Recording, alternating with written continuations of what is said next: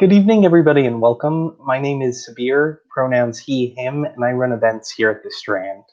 Before we launch into a discussion of Margaret Josephs' newest book, Caviar Dreams, Tuna Fish Budget, How to Survive in Business and Life, I'd like to share a little bit of history about the Strand. The Strand was founded in 1927 by Benjamin Bass over on 4th Avenue's Book Row.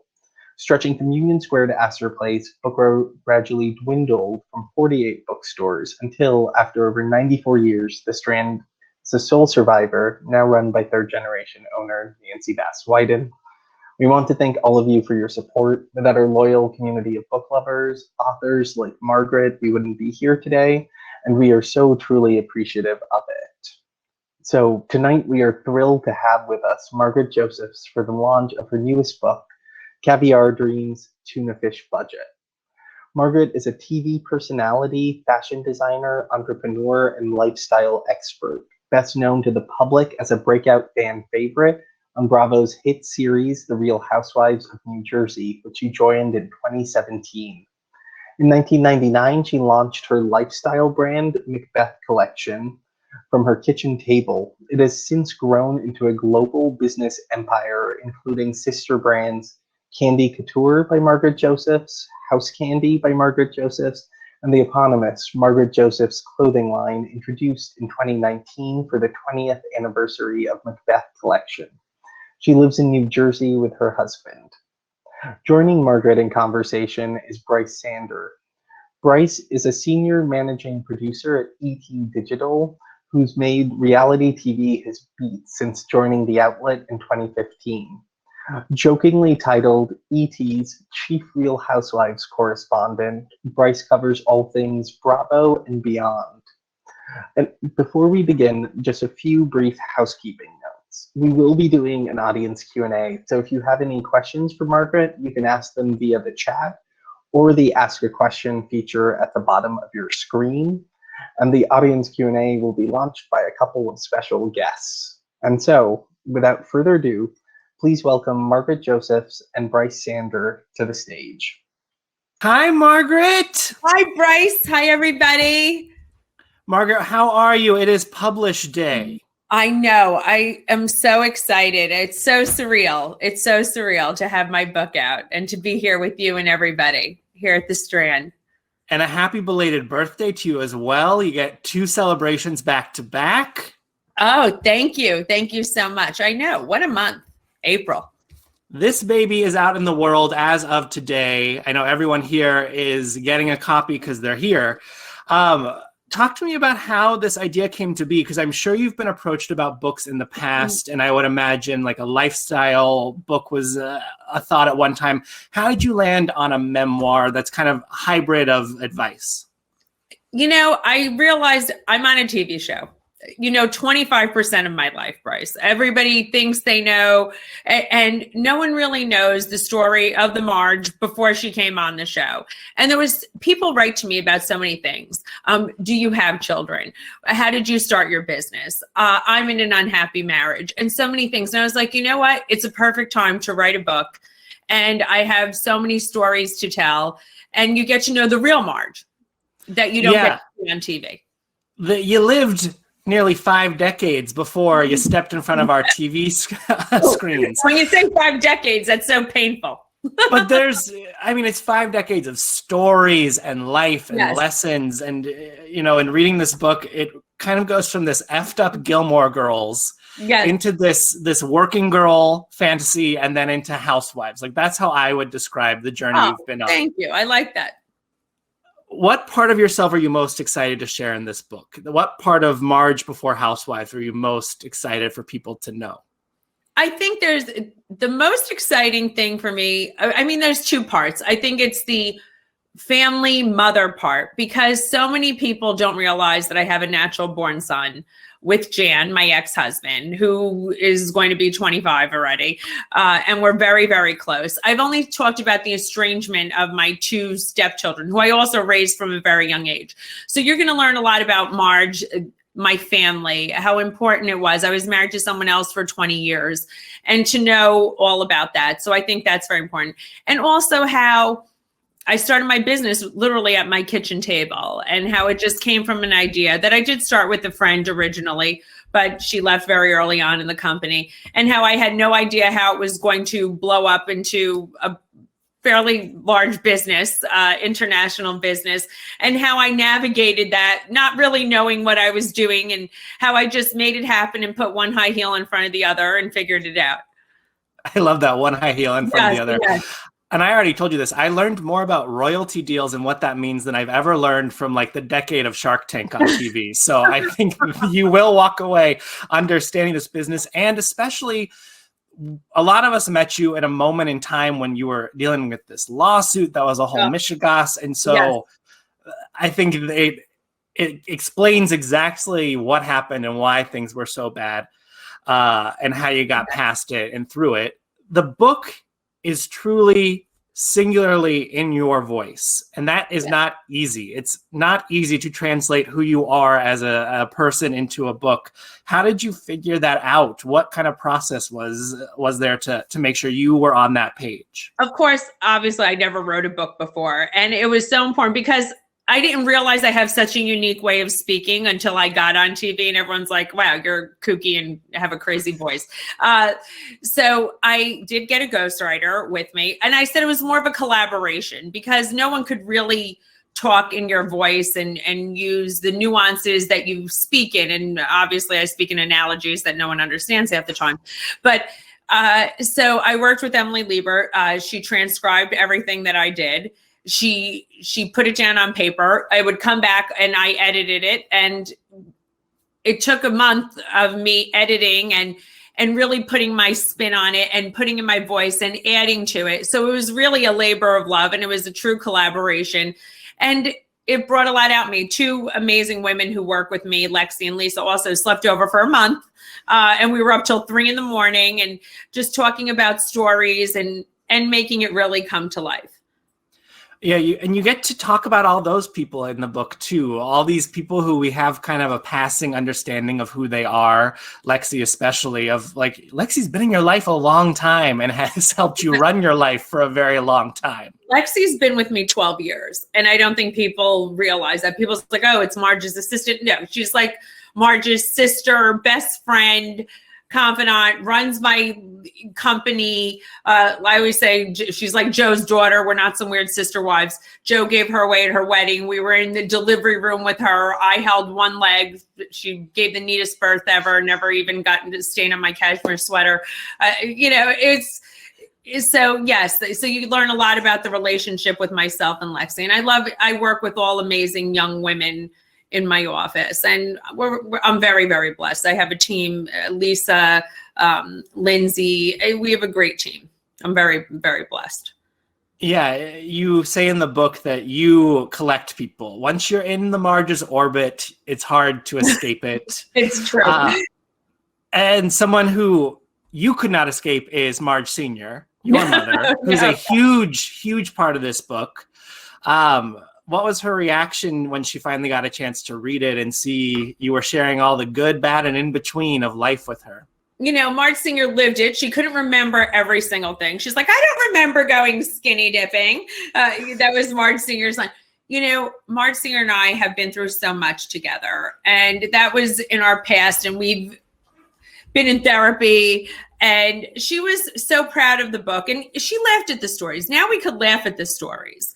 Though some are painful, it's in our past and we've moved forward from it. So she was just so proud of the book, and she saw things through my eyes. I mean, there were some stories that she didn't know about, the sexual harassment stories, some things that happened that were very painful for her to read. We cried about it, but Marge Singer and I pick ourselves up very quickly and move on. We don't harbor resentment and hold grudges. So it was just, you know what? We dealt with it in the moment, and then we're like, on to the next thing. What are we having for dinner? The sexual harassment is a really meaningful chapter in this book, and talking about coming up as a young woman entering the workforce or entering corporate life. Why was that an important thing for you to touch on here? And was there any trepidation in sharing that experience? Did you think, maybe I should try and get this message across without having to be so personal? Or were you like, no, I'll lay it out always? No, I was like, I'm going to lay it out because in the late 80s, this was beyond common. And even before that, even when I was working in high school, I share some insane stories of my first jobs.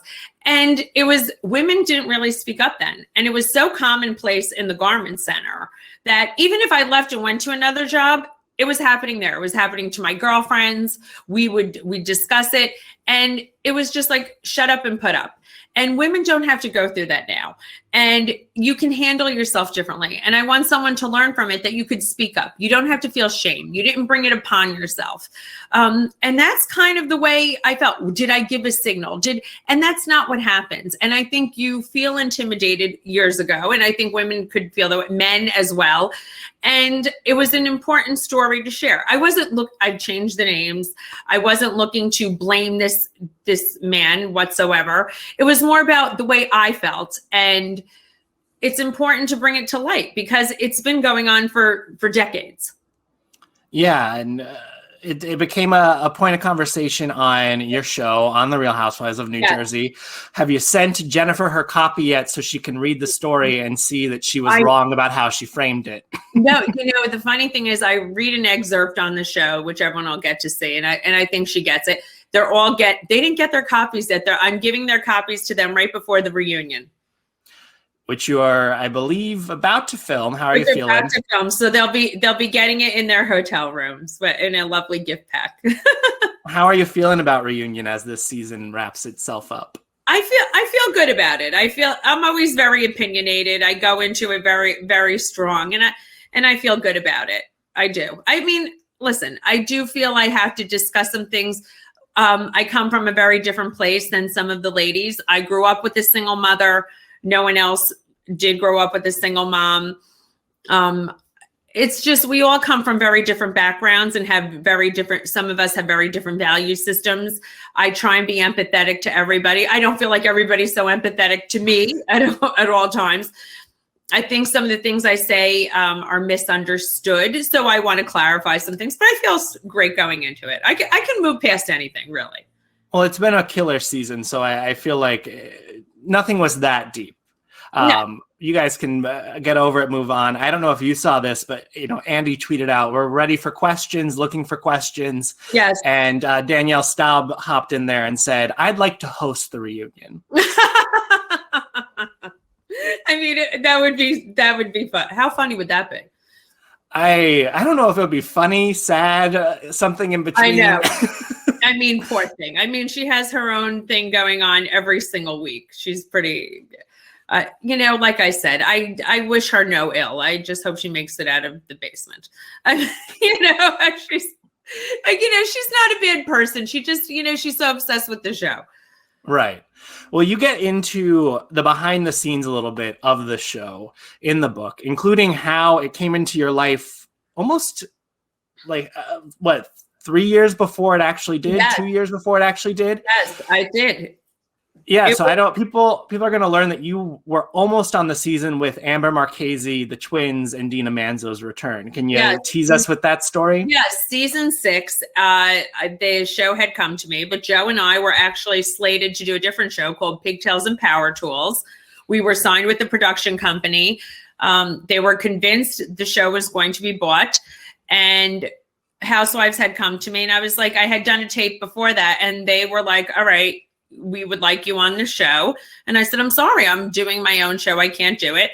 They called the production company, tried to get me out of it. I couldn't do it. And I was like, timing's everything. I'm getting, and it didn't happen. I thought nothing of it, just wasn't the right timing. By the time Housewives had come back to me, my son was away at college. Everybody was out of the house. We had just moved into this house.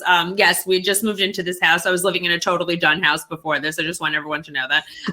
And I had my lawsuit had just happened. I took a very bad hit in business. And I was like, you know what, Joe? Our own show didn't pan out. We might as well just do it. It happened very quickly within 2 weeks. I think they were getting ready to film. That's really what it was. They couldn't solidify who they wanted to bring on the show, and they had come back to me. And it just worked out perfectly. Timing really is everything. So there wasn't even a second thought of, do I want to do this? Do I not? You were like, let's give it a shot. Yeah, What's the worst that could happen? Yeah, I was like, let's give it a shot. It's not a big deal. And we were like, all right, we'll just do it. And it was just meant to be. It happened so quickly. I didn't overthink it. I did just something just like you and I are doing right now with 2 producers. I didn't even like dress up. Joe popped in and out of the camera, but they had known about me. The network executives came over to the house. It wasn't done at all, obviously, but it is, whatever it was, this big house. I was like, yeah, we're eventually going to renovate it. We bought an old house, They knew about my business, and that was it. And the rest is history. The rest is history. You get into like I said, the behind the scenes of the show. You talk about how you were introduced to Siggy's friend. That's not the real reality. And you talk about what a reunion is like, what filming Watch What Happens Live is like. Was there anything that Bravo said you can't put that in the book? Little things that I thought were bizarre, like little things like Andy. I go, Andy definitely loves Marge Singer than he loves me. He loves my mother better than he loves me. You can't put that in. I was like, why is that so offensive? I go, I think he loves Marge Singer better than he loves me. Little things like that. They didn't, I didn't reveal too many things that they wouldn't want me to put in. So it wasn't that bad. I mean, there's only 2 chapters about housewives. I think I cut to the chase. And that's really what it was. One thing I said, we wear jewel tones at the reunion. I'm sick of wearing jewel tones. Was that still in the I don't know if it was. I don't think that made it into the book.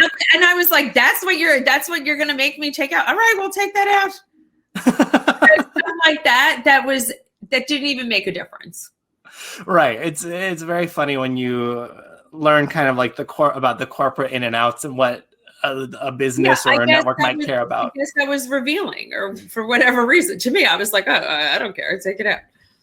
In sharing all of this, was there anything in the book that, I know you are an open book, yes, so I know it wasn't an issue to share anything, but was there anything that you thought twice about how it was framed or including at all? Sleeping with the lead singer of Foreigner. Because my, a lot of people don't know that story, family members included. I have not heard from my ex-husband about that one as of yet, though he had his suspicions, but I think he'll be fine with it. My son, when he had read that on the internet, he had a rage at me, and he was just like, why would you even put that in the book? I was like, all right, let's, so I think that was just, but to me, it was such a funny story, and my marriage, it was just such, I don't know. I slept with a rock star. How could you not include that in the book? It was like, he was so gorgeous, the epitome of a rock star, my high school band. I was obsessed. I was like, I got to sleep with this guy. I was just like obsessed. I mean, I could have been like married to Mick Jagger. Like, I am like a rock and roll girlfriend. I was like at a concert in the front row my whole life. I was like, that was my dream. And I was like, all right, I have to fulfill some dreams along the way. It was like my bucket list kind of thing. Did you ever hear Maybe from that him was again? A little over the edge.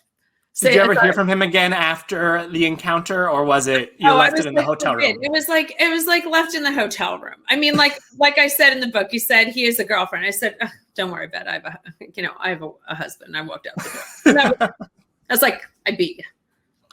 I know when we talked a little while ago about the book for ET, you were ready to send copies off to your kids and get them a chance to read it. Have you sent those copies? Have any of them gotten a chance to read it yet? I have not. I mean, my son is definitely, he's like, he doesn't even want to read it. He read the inside cover. He's like, I'm not reading it. I haven't sent the copies. I'm sure they're going to read it. I think they'll be happy, truthfully. Everything I write about them is only with love, respect. They know the way I feel about them. My other son, I was just away with him, and Joe's kids I get to see. So two out of the 6, it's not the way it should be. But we do text, and it's very emotional. I just hope it works out. But they'll see, and if their friends tell them, and if they do read, they'll see how much I love them and the way I wrote about them. Yeah, no, it's those chapters are definitely a love letter to those kids and to I think motherhood at large. Yeah, absolutely. Absolutely. I mean, it's such a big part of my life. And anytime I even talk about my children, I could start crying. And when I look at the pictures.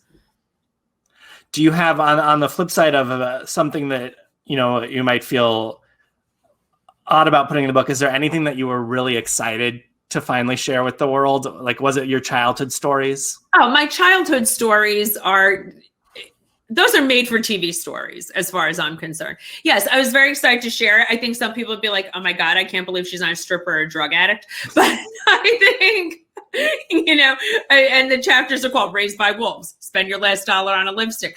But you have to understand, Marge Senior, when I told her, she was 20 years old when she had me at the time. She was a single mom. By the time she was 21 and a half, 22 years old, people are just graduating college. Just leaving, frat parties and sorority parties. So of course she was a party girl. When I look back at it now, it makes sense. So sharing the stories and having, drinking coffee from the age of 4 and eating Oreo cookies and so proud to tell it when I go to kindergarten. Yeah, I enjoy sharing those stories. I do think they're, now I could laugh at them. I mean, when I was in therapy the first time, I was like, but now I think it's absolutely hysterical. Well, I would imagine writing the book was a therapy session in and of itself. Was it cathartic to get some of these things off your chest? Did you learn anything about yourself? Yes, it was very therapeutic, very cathartic. And I realized once I wrote everything down, I'm much more resilient than I think I am. Because sometimes I'm like, I don't think I could take that. I don't think I could take that. And I'm like, wow, I've taken a lot. I've really bounced back. It's amazing, shocking. So I feel like it is really a story of resilience and being able to bounce back and pull yourself up by the bootstraps. I think a big theme is you can't be responsible for what happened to your childhood or if something happens to sexual harassment, but it's your job as an adult to fix that and not bring it forward into your future relationships and use it as a weapon and victim behavior. That I don't like. And it should not hold you back from success or anything like that. Yeah, you can't control what happens to you, only how you respond to it, which exactly. All of those lessons are in the book. Every chapter ends with 2 or 3 kind of line items, takeaways related to the stories you've told. Do you have a favorite lesson that's in the book? I think that's my favorite lesson is you're not responsible what happens to you as a child, but you're responsible as an adult to fix it. And also I have so many lessons. Also, it's better to know what you're not good at than it is what you are good at, because that's my lesson in business, because I think so many people know what they're good at, which is great. But, you think you're good at everything, which you're not, because, I used to think I was great at everything. And then until I was totally disorganized, your books are screwed, whatever it is. So if you know what you're not good at, you get those people to work with you because you can't do everything. You just can't do everything. No one's great at everything. You've done a lot, though. Is there number one business learning that you've earned over this time? The number one business lesson that I've learned over this time is, I think surround yourself. There's so many good business. First I would say get a good lawyer. So many times. No, I think the best thing is just you are only good as the people you have with you. And I am very lucky I have a good team and never feel threatened by bringing other people up around you, because I think that's so important. You're really only good as your team. If you have one bad person on your team who brings down the morale of your team, I don't care how hard of a worker they are. If they bring down the morale of your team, it could really sink the ship. So I think that's really key. Well, yeah, and you talk about having to part ways with the person that you started Macbeth Collection with, and how to navigate that. And I do think what you said is a big lesson that we learn as we get older is just because you make room for someone else doesn't mean you're taking away space for yourself. Yes, and that's absolutely true. And I think a lot of people think that they don't want someone else to shine because they feel it's going to take away their shine, or if someone else has a success, it takes away from your success. And that's not the way it is. And I never ever felt that way or feel threatened by someone else. I want everybody to do amazing and I want to be surrounded by smart people, who are successful, because then I'm going to learn something from them. And I think other people don't always feel that way. And I'm always perplexed by that. So I always try and champion that for everybody else. No, I think that's great.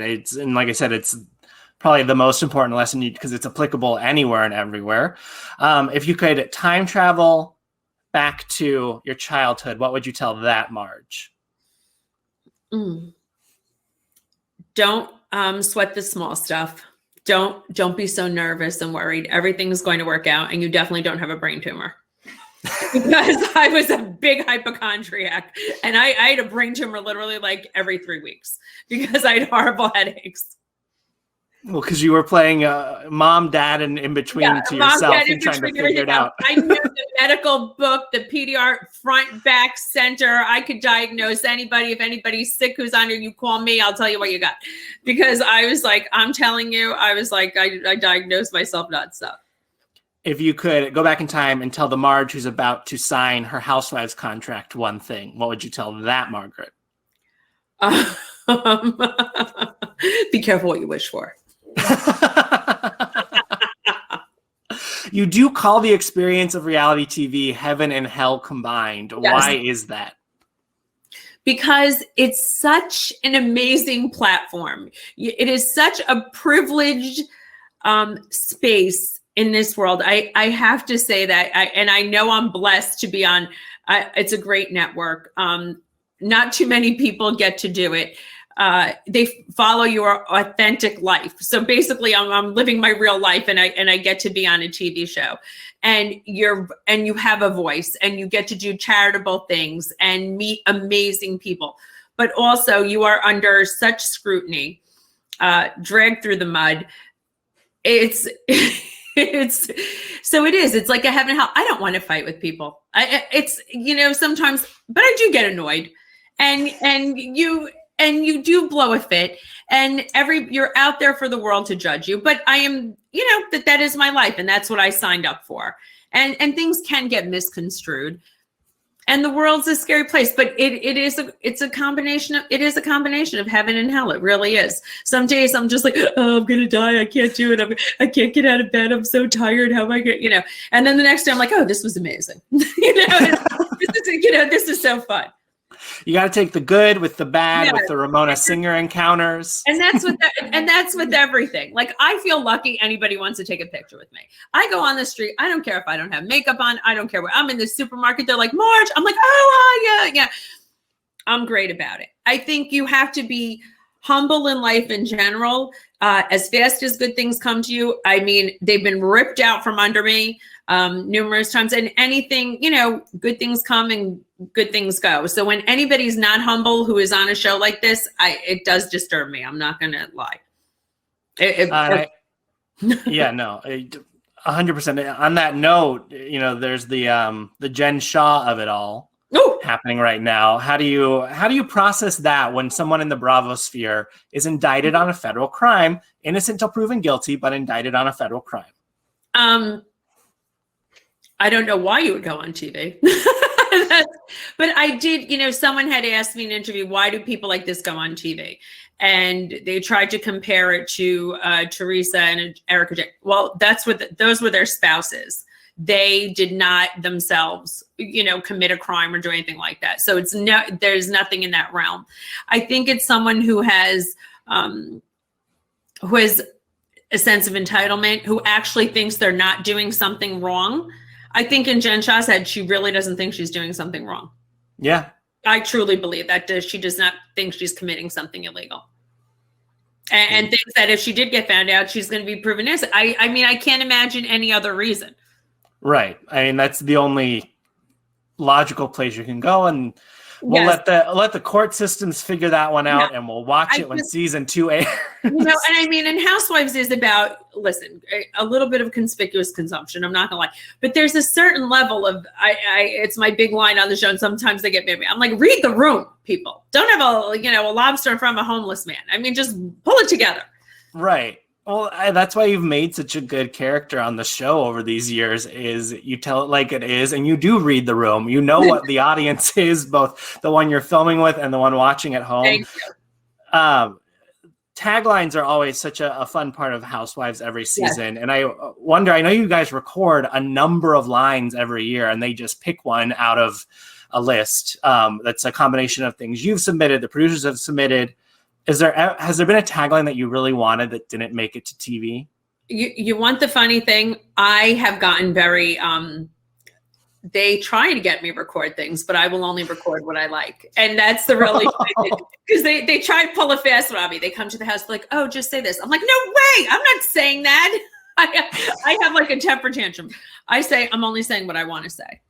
I like it. Another good lesson is don't let people put words in your mouth. Yes, I try and say only what I want to say when it comes to the taglines. I get very, very picky because I feel the taglines are extremely important and I don't want to sound, not like myself. I mean, last year I was like, oh, so sue me. But you know what? I wound up liking it. First I was like, do I like this? Does this really sound? But I guess, it is me. Has there ever been a moment where a redo moment in Housewives, something you would want to go back and do differently? Would I want to go back and do anything differently? I probably should have not thrown the water in Danielle's face, even though I thought she was going to hit me.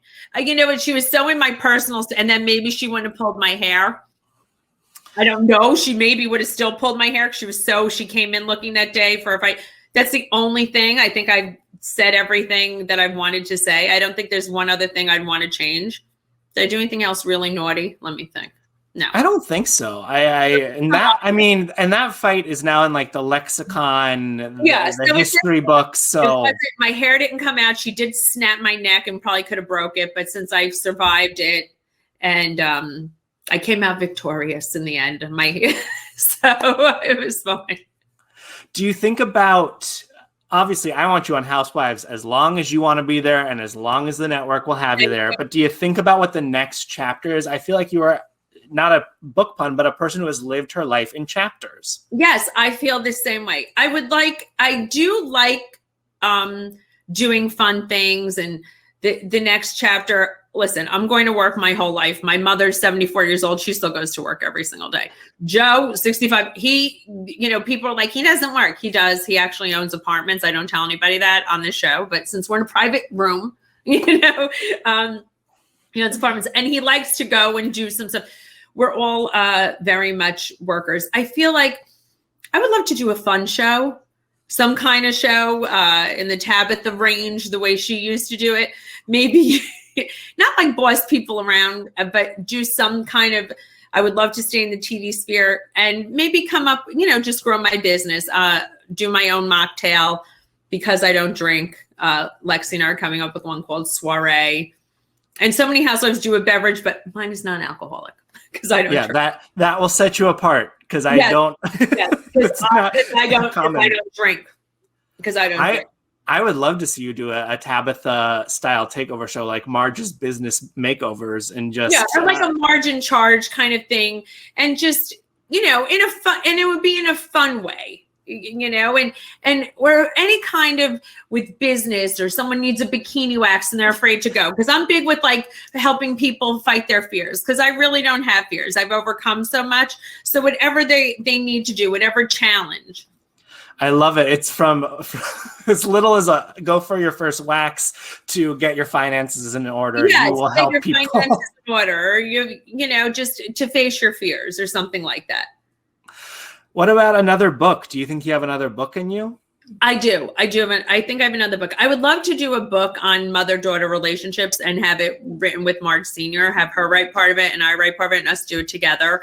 I think would be great. Marge Sr.'s life is an amazing story, being a Hungarian immigrant, going over a border into Austria, leaving everything behind as a little girl.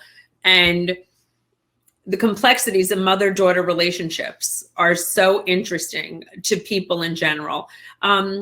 They're the most beautiful relationships and the most difficult at the same time. And I think the way we've navigated it and have come full circle from so many things, I think a lot of people could learn from us, because I think people do, have issues with their mother and there's a lot of healing there. And I think we could write a beautiful, funny book together.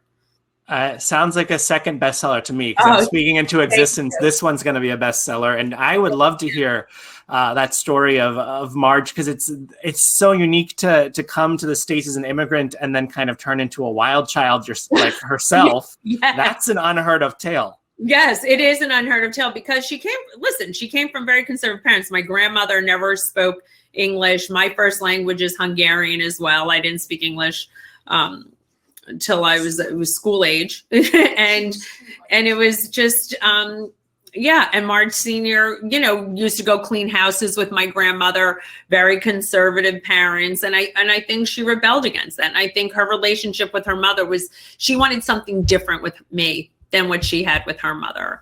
And she wasn't as close with her mother. So of course she went in the total opposite direction, but that's okay. Right. Close to an extreme, the two of you are. Extreme, for sure. But I feel like it's balanced itself out over time. As you figured out who you are, you were able to figure out what that relationship should be. Yes, exactly. And the way she was with me, the way she is as a grandmother is the complete opposite. The most doting, neurotic, with my kids and my son, and the way she's with Lexi's son, she's the ultimate grandmother. She's made up for it tenfold, so it's okay. Isn't that always the case? Yes, always. I've gone to the bottom of the list. We've gotten to see a little bit of the book writing process on the show. Is there more to come in these final few episodes that are going to air? There's a lot more of the book. You get to see the photo shoot of the cover shoot, which is great. You get to see us going with my collaborator, Emily Lieber, where I read an excerpt from the book. We get to go on her yacht, which is really nice, with all the girls, and you get to see us talk about the book. So there's a lot about the book, which I was very, very happy that they covered it. So it was great. And I will do a shameless plug that on ET's website right now, there is an excerpt of the book as well, of you doing the audiobook recording. Was it weird to have to read aloud all these thoughts that you tried to put in your voice, and then you have to actually see, is it in my voice? Yes. No, it felt, they told me, which I'm very happy. I read it. And it felt good to read it. When I was reading it, I felt even better about the book. And there's a good little part, a little tease, a little surprise in the book as well, that everybody will get if they get the audio book. But it was good because I read with such emotion, the way I speak. So it was fun to do. It didn't take me as long as you would think, shockingly. Not a shock at all. We saw you meet with your ghostwriter, your collaborator, and the fans picked apart that scene because they thought it was faked because your nail color changed. Yes, I'm going to talk about that. I was crying so much that day. I think it was with the white nails because it was more in the summer. I was crying so much that they had to wrap up the scene. I was such a mess. So they didn't get, part of what I was saying. So they made me just film one part with Bella on the floor, and my nails were black already. It was like a few weeks later. And so they could catch what I was saying because I wasn't eloquent enough because I was had snots coming out of my nose. So of course, that was fake. You faked the crying. But no, I did not fake the crying. I was such a mess. They couldn't get what they needed. I wasn't eloquent what I was saying. And I was like, I'm not finishing. Leave. I was like... So that's really what it was. A little bit of a break the fourth wall moment for everyone in the room with us. That's pretty commonplace on Housewives and any reality show. They do pickups to fill in the blanks, but they never make you do anything that's faked. Yes. It's like, hey, we didn't capture this moment how we wanted to. Yes. Can you just give us a little bit more on that so we can piece it together? Audio wasn't clear. Your mic fell out of your bra. It's like one of those situations. So I really did have to film that part over, and they were like, "You were fake," people. And I was like, "Oh, come on." It was ridiculous. Anytime I read, talk about that part of my life or the book, I start the crying. Understandably, it's like we said, it's cathartic. It's therapy.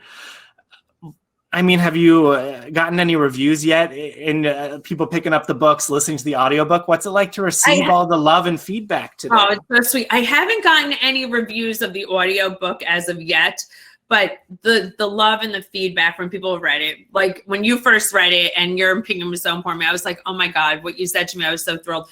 But then when every other people have read it and they're like, Marge, I just love this book. It's so you. I couldn't put it down. I read it in one night. And I read it so quick. I was like, oh my God, that just makes me feel so good. It's just to get the feedback of that. It sounds like you. I can't believe this was your life. This story was so great. it just makes you feel so amazing that, you know, that it was the essence of me and that people loved reading it. And that it was worth it in the end, that sharing all of this and bearing your soul is worth it. Yes, exactly. Bearing my soul is worth it. But also it's just like, I couldn't like dial it in. Why would anybody want to write a book and not dig deep? And that's the whole point. I would feel terrible. But it truly is, and I'm not lying because you know I'm not a bullshitter, even though my initials are BS. Best written Housewives memoir I've read, and I've read, I think, almost all of them. It's also just like a roller coaster ride of a celebrity memoir. Celebrity or not, you've lived this wild life. I mean, thank you so much. At what point did you realize your life was so different? I know you say therapy is when you unpack your childhood, but like, was there an aha moment as a teen or an early 20-something where you're like, I'm a different breed of person? I think, you know, there was little points in my life. Some things were different. When I was 11, we moved to Mahopac, New York.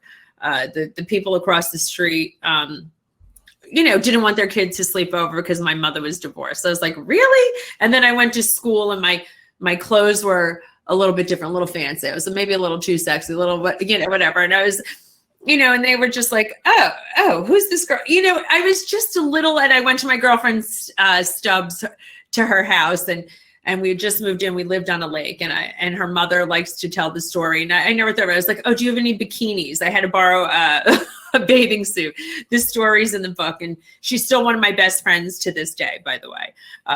We spoke this morning, but I went to her house and I said to the mother, oh, she said, this girl moved in, could you borrow a bathing suit? And she hands me one piece. I go, oh, no, I only wear bikinis. I was 11. I was like, I only wear bikinis. Oh, and are there any boys around here? And I could see her mother looked at me in shock. I was like, what's with your mother? You know, it was just like, you know, because I was used to my mother who was wearing like short shorts and bikini tops and high heels and, you know, with the guy. Right. And dressing you up to be her mini-me, the skipper to her Barbie. Yeah, I was totally her mini-me. You know, we were wearing matching fur coats. So I knew, you know, I was picking up that things were different, but I didn't realize how much, you know, over the years. I guess it was never stigmatized to you. You never had this like stink on it that maybe the outside world was looking at you. You never felt that way. No, but they were. I mean, there was definitely something, but I think people started getting, you know, got a kick out of it, you know, because we weren't in on it as, you know, my mother probably said I wasn't as in on it. So, you know, it was charming to some people and some people were, you know, this girl's crazy. Then at what point did you realize the power that you had inside of you, that is kind of the core theme of this book, is this inner boss that you can bring out at any moment? When did that click for you? I think I was pretty young when I realized that I could pull myself together, because I was like, if I was very upset or crying or having a freak out about something, because listen, when you are a parentified child or whatever it is, if you want something or need to feel safe or to get something done, you have to be able to pull it together and hold it together. So I learned to do that at a very young age. And if I wanted to make something happen and my mother wasn't around, I had to make it happen. So I learned it I was young. I mean, I was letting myself in the house, you know, at 7 or 8 years old. You know, as far as I was concerned, I could run a small country. I was like, you know, I was bossing, you know, when I was little in my head. Right. I probably, you know, obviously I couldn't, but you know, you have to make yourself feel better. You have to convince yourself that you're capable. So I was capable because I knew myself capable. I think it speaks to who you are and your character that you never lost all of that confidence. Most people, you know, we're all born with unabashed confidence that then the world takes away from us. Yes. You never lost that. Do you have any inkling as to how you were able to hold on to it your whole life? I think I will say the thing that Marge Singer did was always told me, you can be whatever you want. She never put me down. She always pushed me ahead and just like, oh, you could do that. You could do this. You could do that. So she never racked my confidence. So even when I felt wavering that I couldn't achieve something, she always made me feel like I could achieve it as well. So even though, there was a running thing, like I didn't feel safe, when you don't have the most stable childhood, and you have to rely on yourself, you know, she would always somehow she would back it up with like, oh, you could do this, you could do that. And, you know, and I always did somehow manage to pull a rabbit out of a hat with something, you know, whatever it was. So I think that gave me the confidence to do it. And I would talk myself into good things, you know, this will happen. Don't worry. Did it, you know, in my head, Right. I would always make it happen. This is going to happen. We're going to get this done. And, you know, and then somehow magically, you know, usually 95% of the time I can make it happen. We'll manifest 2 more things here. New York Times bestseller and a miniseries starring Goldie Hawn and Kate Hudson. Yes, because that's what I want to see. Yes. Oh, Brice, come on! You're gonna have to work on the show with us. Oh, I will happily come on board as a consultant, a writer, whatever you need. Yes. I think we're gonna pivot to all of the amazing fan questions we just got here. So I'll hand it back over. Yes. Thank you so much. I'm sorry to interrupt. We have quite a few fan questions. Great. So. I'm so excited. Perfect. And to launch our questions, we're actually going to start off with 2 guests, the hosts of the Bravo podcast, Come Through Queen, which will be Brendan Davis and Daniel Calabrese. Good to have you. Hi. It's a full party now. Wow. It is a party.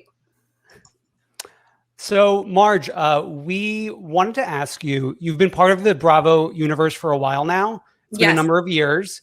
So I'm sure you've had the chance to meet other housewives from other cities. So given that.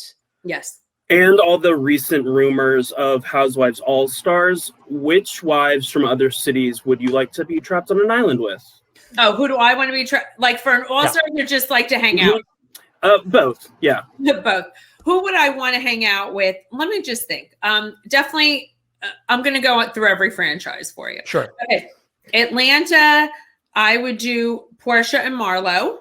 Mm-hmm. It would be Portia and Marlo. From Potomac, you guys might not like this. It would be Candace and Karen. Love that. It would be Candace and Karen, believe it or not. I think from New York, it would be, Dorinda's not on anymore, so I can't say Dorinda. New York, I think I would do Sonia and would I do Leah? I think Sonia and Leah, we'd have a good time. So I got to do 2 from every franchise because they're doing 2 on all the All-Stars. Yeah. That's fair. That's fair. That's fair. Yeah, Sonia and Leah. And from Beverly Hills, I would do Lisa Rinna and Sutton. Believe it or not, I would do Sutton. I get a big kick out of her. I would do Lisa Rinna and Sutton. And Dallas, I would do Tiffany Moon and Deandra. Good answers. Who would you bring from New Jersey with you? Which of your co-stars would you want in there as your Jersey girl ally? Believe it, I'd bring Dolores. I would bring Dolores with me. Love her. Nice. And no one from Orange County. Oh, no, right, pure evil. You know, what's going on there? Who would I know? Is that horrible? Well, maybe they might not have any housewives. You know what? Yeah. You know, I'd have to. Oh my God, that's such a tough call. Who would I bring? And it's not that I like the ladies. I'd have to bring like. I would say just go Tamara and Vicky. Yeah, I would say Tamara and Vicky. I'd have to bring like Tamara and Vicky. It is true. Oh my God, I felt like City Girls too. Oh yeah.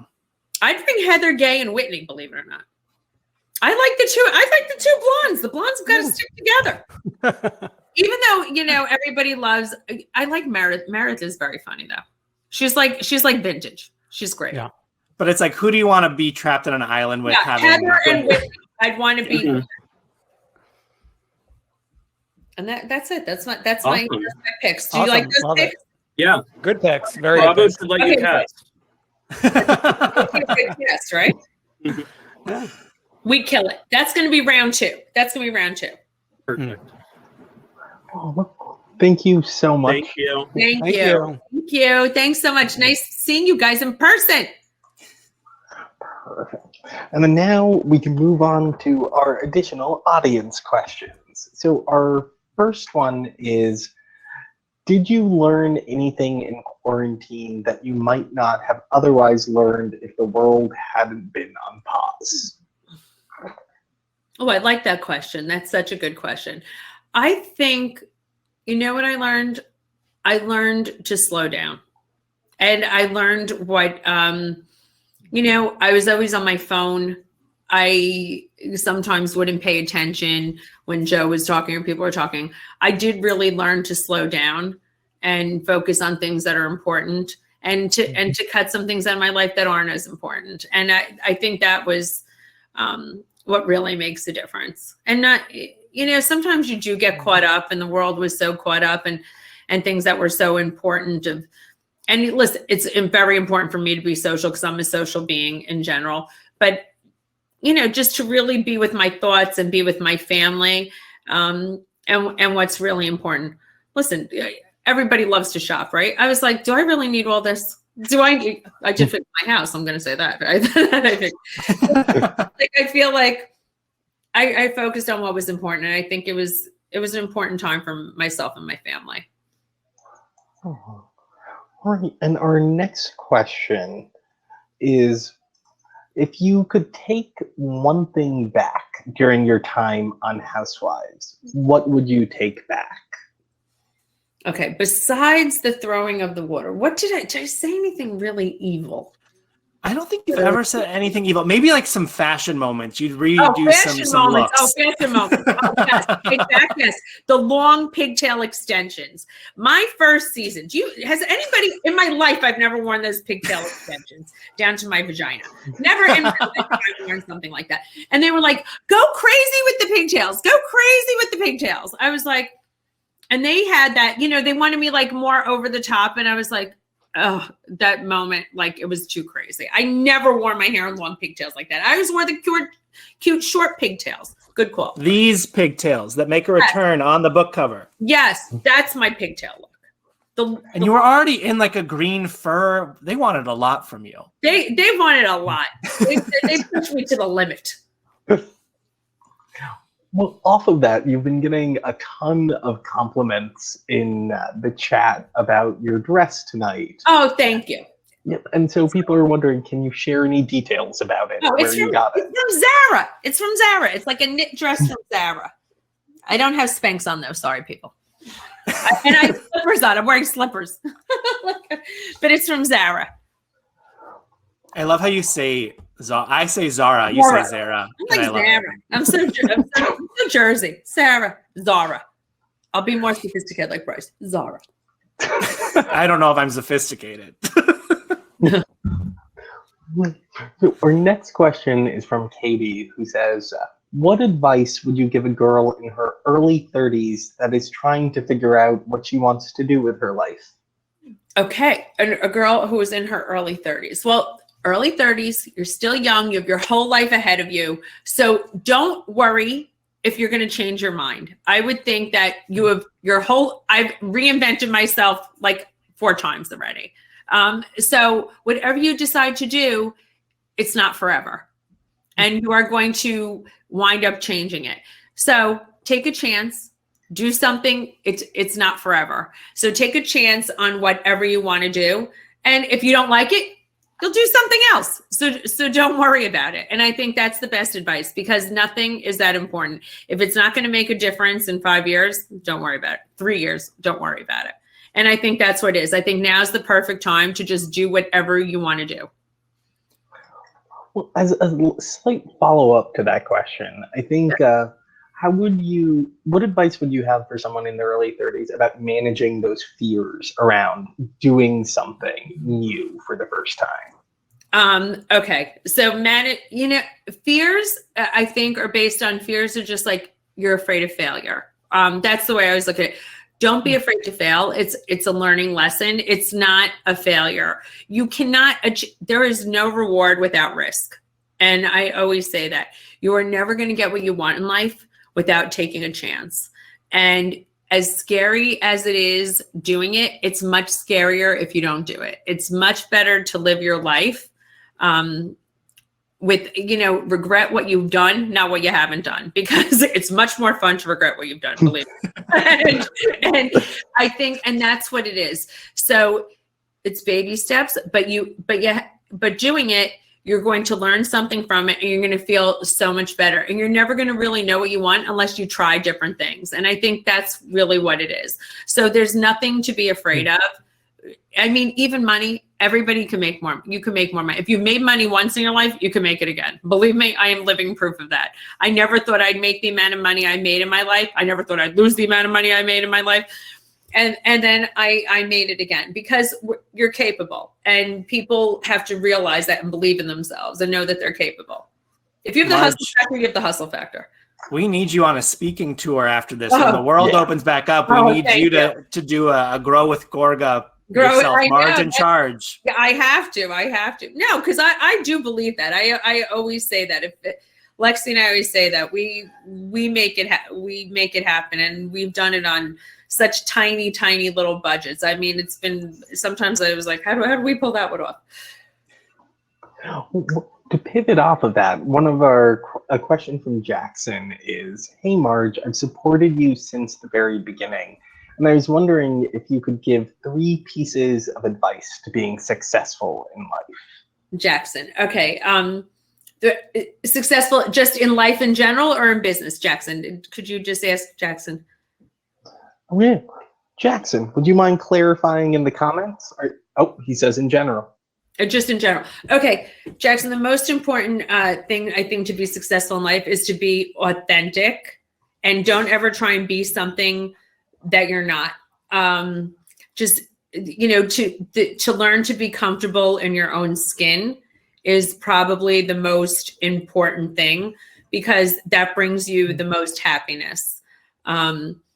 And I really, truly believe that, because I think so many people aren't happy in their own skin. I know people with tons of money, believe me, does not bring happiness. The most miserable people I know are my richest friends. I hate to say it. They do. I mean, they have the most problems. It's the worst thing. The other thing with success and working, I always say, is just like, do what you love and the money will come later. Happiness, to wake up happy every single day and go to a job and do something that you love will definitely bring money. That's much more rewarding than anything in life. And just to surround yourself with people who are, and I do believe this, successful people in life. I've had this numerous people in my life, since kindergarten and everything else. Surround yourself with people who are supporters of you, and who you support, and positive people, and who you really love. And I think that's what's really kept me going. I've had such great people in my life. Listen, I've had some shitheads, I'm not going to lie, but I cut those. But just to have great people in your life, who love and support you. I think that's the thing, successful. And the reason you could have those people in your life is because when you're authentic and comfortable in your own skin, it's so much easier to navigate life. It's like zero. It's really, because you're comfortable in your own skin. It's not about being the prettiest person in the room, in the best shape, or anything like that. It's just knowing who you are. It's so much easier. Oh, and then unfortunately, we only have time for one last question. Really? Oh my God, I feel so bad. This flew by. It did. This was so great. But let's end on a good one. So, okay. A question from Kristen is, what do you hope the readers take away from your book? I hope they take away from my book that they feel inspired for themselves, that they realize that they can reinvent themselves every day, that where you start in life is not necessarily where you're going.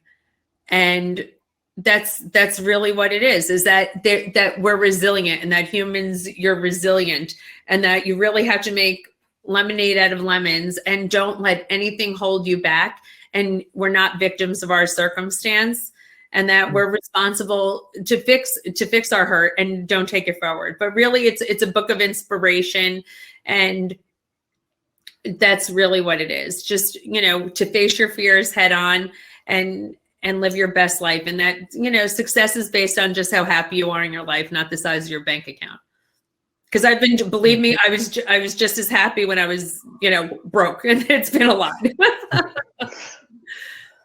Oh, thank you so much for such a. Thank you.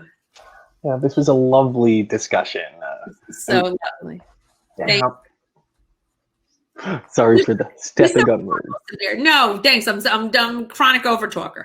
No, it's fine. Thank you. And thank you, Brice, for moderating tonight. And thank you to our audience for spending the evening with us.